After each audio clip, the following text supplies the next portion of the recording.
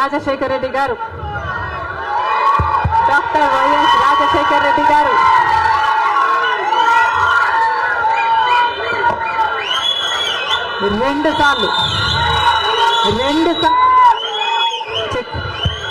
రెండు సార్లు ఇదే పిసిసి పదవిని చేపట్టారు. మళ్ళీ 2 సార్లు రాజశేఖర రెడ్డి గారు ముఖ్యమంత్రిగా గెలిచారు. అదే పిసిసి పదవిని,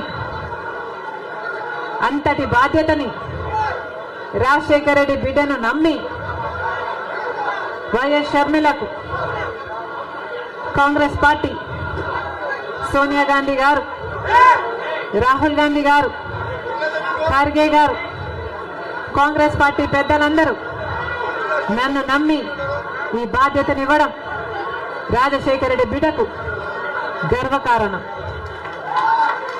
మరొక్కసారి చేతులు జోడించి ఇంత బాధ్యతను, ఇంత నమ్మకాన్ని నా మీద ఉంచినందుకు మరొక్కసారి కృతజ్ఞతలు చెప్పుకుంటుంది రాజశేఖర రెడ్డి బిడ్డ. ఆంధ్ర రాష్ట్రానికి చెందిన ఇంతమంది నాయకులు, ఆంధ్ర రాష్ట్రానికి చెందిన ఇంతమంది కాంగ్రెస్ నాయకులు, కాంగ్రెస్ నమ్మకస్తులు,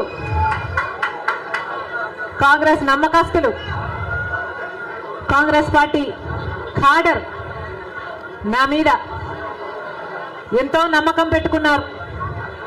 నేను రావాలని కాంగ్రెస్ పార్టీ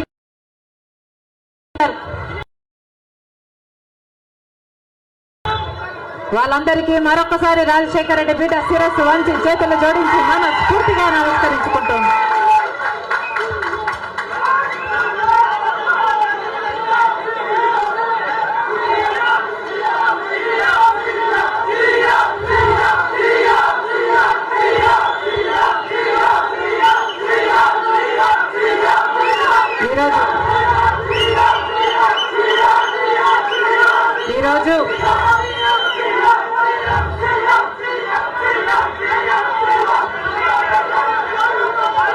ఈరోజు ఒక్కసారి మీకు తెలియని విషయం కాదు, మీడియాకు తెలియని విషయం కాదు, ప్రజలకు తెలియని విషయం కాదు. కానీ గత 5 సంవత్సరాలుగా ఆంధ్ర రాష్ట్రంలో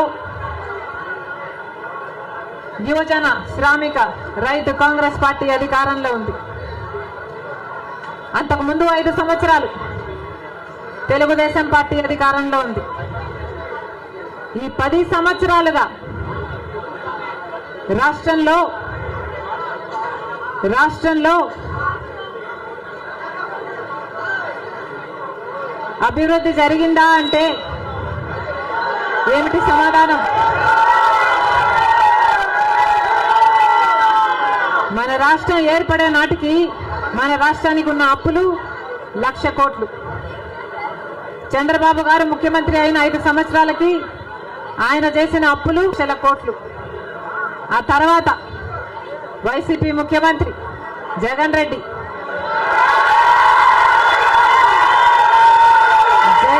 గారు చేసిన అప్పులు 3,00,000 కోట్లకు పైన. మొత్తంగా ఈరోజు అప్పులు 6.5 లక్షల కోట్లు. రాష్ట్రానికి చెందిన అప్పులు, కార్పొరేషన్లకు చెందిన లోన్లు చెల్లించాల్సినవన్నీ కలుపుకుంటే 10 లక్షల కోట్ల అప్పుల భారం ఆంధ్ర రాష్ట్రం మీద ఉంది. మరి ఇంత అప్పులు చేశారే, ఇన్ని డబ్బులు తెచ్చారే, మరి రాష్ట్రంలో ఏదైనా అభివృద్ధి జరిగిందా అని భూతద్దం పెట్టి చూసినా ఎక్కడా కనిపించదు. రాజధాని ఉందా? రాజధాని కట్టగలిగారా? రాజధాని కట్టడానికి డబ్బులు లేవు. కనీసం ఒక మెట్రో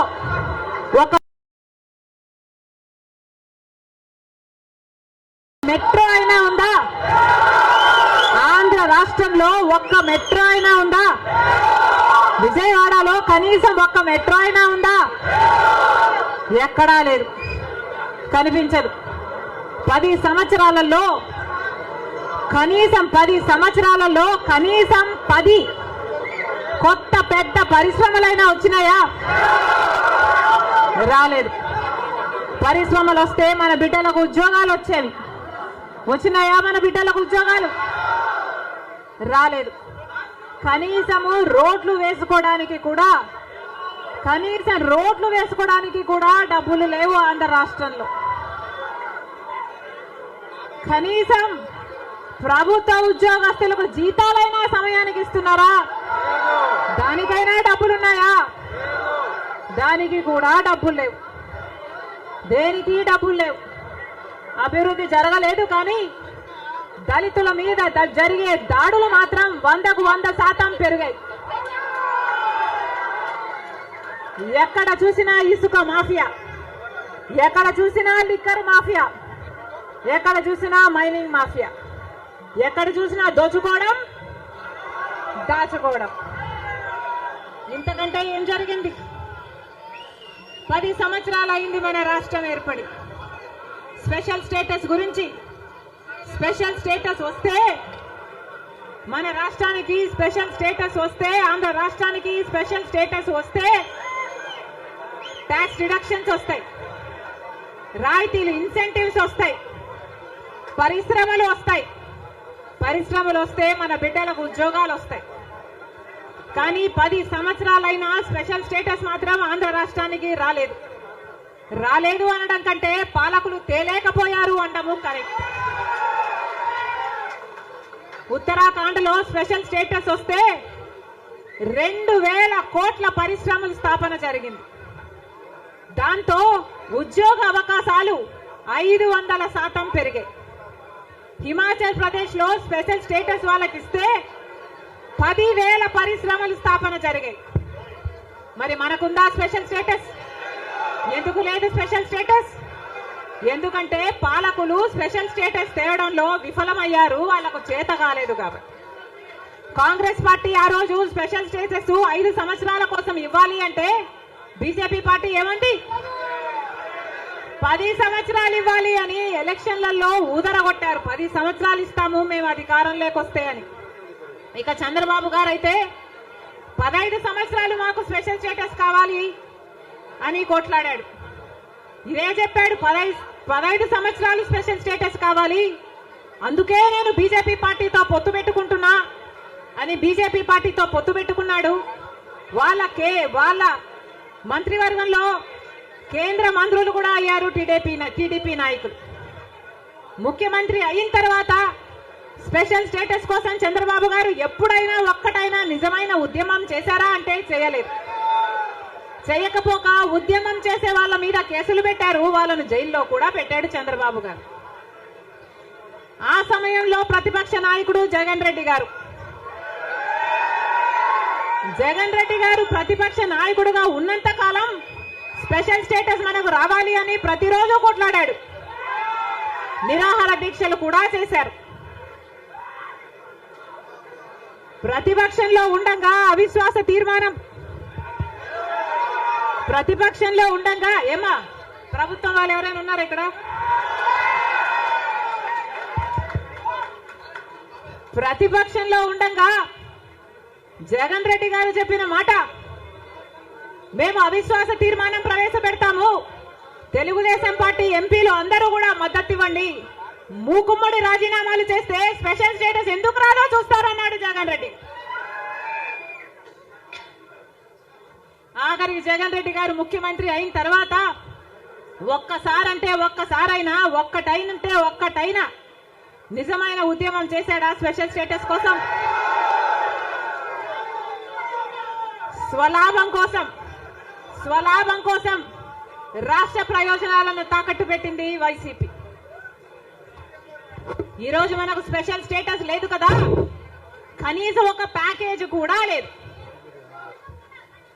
ఉన్న ప్రభుత్వమైనా ప్రతిపక్షమైనా ఒక్కటంటే ఒక్క నిజమైన ఉద్యమం చేసింది లేదు. ఈ రోజు మనకు స్పెషల్ స్టేటస్ లేదు అంటే ఆ పాపం ముమ్మాటికి చంద్రబాబు గారిది, ముమ్మాటికి జగన్ రెడ్డి గారిది. స్వలాభం కోసం ఇద్దరు ప్రజల ప్రయోజనాలను తాకట్టు పెట్టారు. టీడీపీ అంతే, వైసీపీ అంతే, దొందే. అమరావతి రాజధాని అమరావతి అన్నాడు చంద్రబాబు గారు. సింగపూర్ను చేస్తానన్నాడు. 3D గ్రాఫిక్స్ మొత్తం గుర్తుందా? 3D గ్రాఫిక్స్ చూపించాడు చంద్రబాబు గారు. పోనీ అమరావతి రాజధాని అయిందా అంటే అది కాలేదు. జగన్ రెడ్డి గారు వచ్చారు. 1 కాదు 3 రాజధానిలు అన్నారు. పోనీ 3 రాజధానిలు అయ్యాయా అంటే 1 కూడా లేదు. ఈరోజు మనకు రాజధాని ఏది అంటే ఏదో మనకే అర్థం కాని పరిస్థితి. 1 ఉందా అంటే ఏదీ లేదు. 1 కూడా లేదు. మరి ఏమి సాధించుకున్నట్టు? పోలవరం ప్రాజెక్ట్ ఎప్పుడో 1941లో పోలవరం ప్రాజెక్టు కట్టాలనుకుంటే సాధ్యపడలేదు. ఆఖరికి రాజశేఖర్ రెడ్డి గారు ముఖ్యమంత్రి అయిన 2004లో రాజశేఖర్ రెడ్డి గారు జలయజ్ఞంలో భాగంగా పోలవరం ప్రాజెక్టును స్థాపించడం జరిగింది. రాజశేఖర్ రెడ్డి గారు ముఖ్యమంత్రిగా ఉండగా పోలవరం ప్రాజెక్టు చెందిన కుడి ఎడమ కాలువల పనులు కూడా చాలా శాతం చేశారు రాజశేఖర్ రెడ్డి గారు. మన దురదృష్టం రాజశేఖర్ రెడ్డి గారు వెళ్ళిపోయారు. ఆయన చనిపోయాక మళ్ళా పోలవరం 1 అడుగు కూడా ముందుకు పడలేదు. చంద్రబాబు గారు పోలవరాన్ని తాకట్టు పెట్టారు బీజేపీ దోస్తీ కోసము. ఇటు జగన్ రెడ్డి గారు బీజేపీతో దోస్తీ కోసం పోలవరాన్ని తాకట్టు పెట్టారు.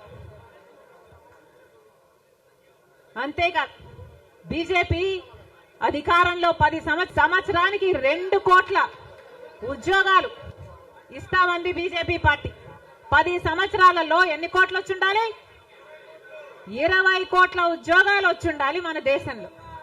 ఆంధ్ర రాష్ట్రానికి కనీసం 1 కోటి ఉద్యోగాలైనా ఇచ్చిందా బీజేపీ పార్టీ? పోనీ 10 లక్షల ఉద్యోగాలైనా ఇచ్చిందా బీజేపీ పార్టీ? కనీసం 1 లక్ష ఉద్యోగాలైనా వచ్చినాయా? లేదు.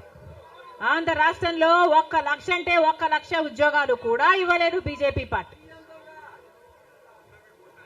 ఉన్నవి కూడా ఊడాయి. బీజేపీ పార్టీ ఆ రోజు చెప్పిన మాట రైతులకి ఆదాయము డబుల్ చేస్తామన్నారు. రైతుల ఆదాయం డబుల్ చేయడం ఏమో గాని రైతులకున్న ఖర్చులు 10 ఇంతలు పెరిగాయి. ఈరోజు అప్పు లేని రైతు ఉన్నాడా? అప్పు లేని రైతు ఎవరైనా ఉన్నారా అని ఎవరిని అడిగినా లేదమ్మా అప్పుల పాలైపోయాం. రైతు అన్నవాడు ఆత్మహత్యలు చేసుకున్నా గానీ ఎవ్వడు పట్టించుకునేవాడు లేడు. మరి ఎందుకున్నట్టు బీజేపీ పార్టీ అధికారంలో ఏం చెప్పారు? స్విస్ బ్యాంకులలో విదేశాలలో ఉన్న బ్లాక్ మనీ మొత్తము తీసుకొస్తాము, అన్ని పేదల చేతుల్లో పెడతాము అని చెప్పింది బీజేపీ పార్టీ. పెట్టారా? పేదల చేతుల్లో 1 రూపాయినా పెట్టిందా బీజేపీ పార్టీ? మరి ఎందుకు నమ్మాలి బీజేపీ పార్టీని? టీడీపీ పార్టీకైనా జగన్మోహన్ రెడ్డికైనా ఎందుకు చెయ్యాలి బీజేపీ పార్టీతో దోస్తి?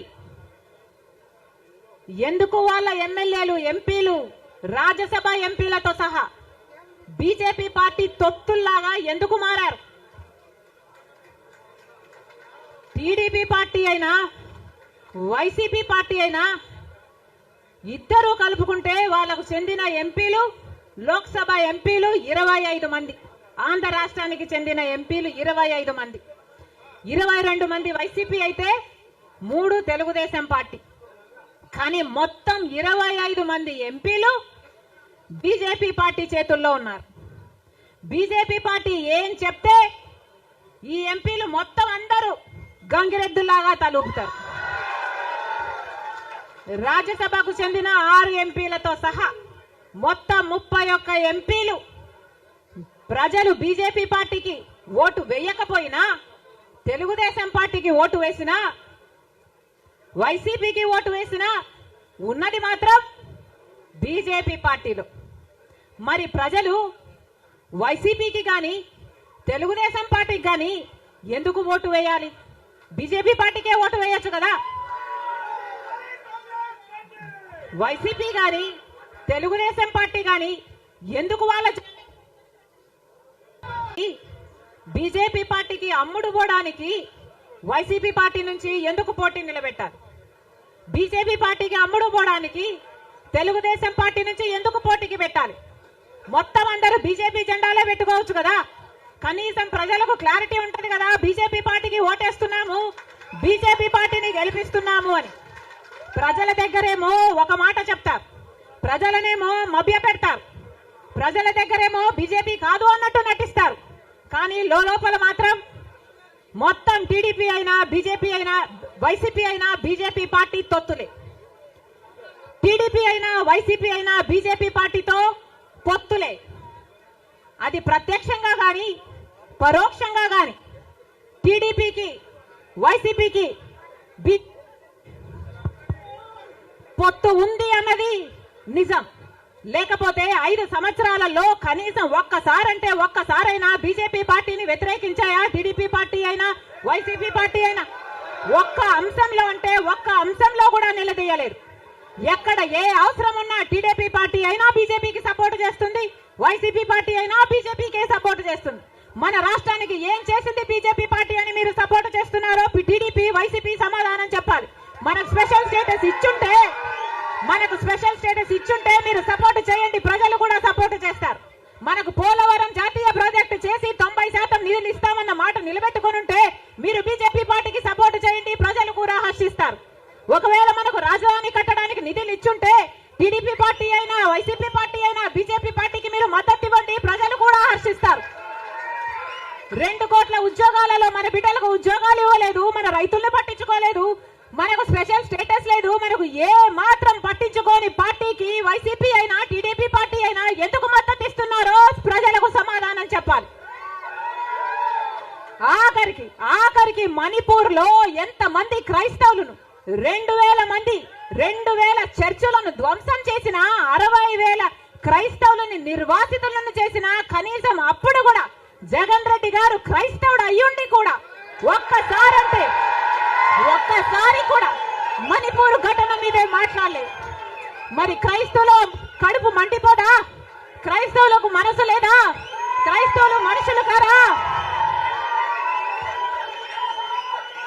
మనుషులు చచ్చిపోతున్నా మీరు పట్టించుకోకుండా బీజేపీకి మద్దతు ఇస్తున్నారంటే మీరు మనుషులు అవునా కాదా?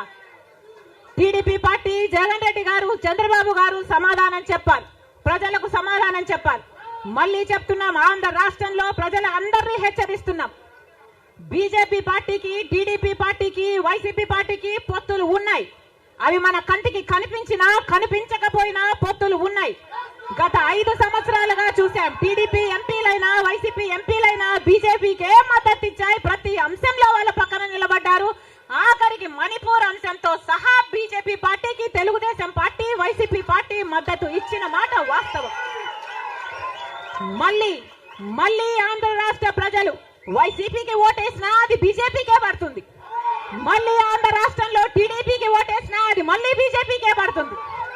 వీళ్ళిద్దరూ కలిసి బీజేపీని బలపరుస్తున్నారు తప్ప ఆంధ్ర రాష్ట్ర ప్రజల మేలు కోసం ఆలోచన చేయడం లేదు, ఆంధ్ర రాష్ట్ర ప్రజల ప్రయోజనాల కోసం ఆలోచన చేయడం లేదు. స్వలాభం కోసం ఆంధ్ర రాష్ట్ర ప్రజలను తాకట్టు పెట్టారు అన్నది వాస్తవం.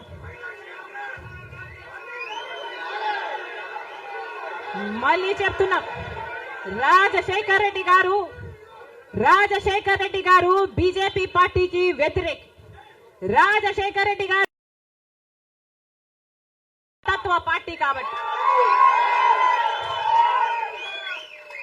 ఒక మతాన్ని రెచ్చగొడతారు, ఇంకో మతాన్ని అవమానిస్తారు.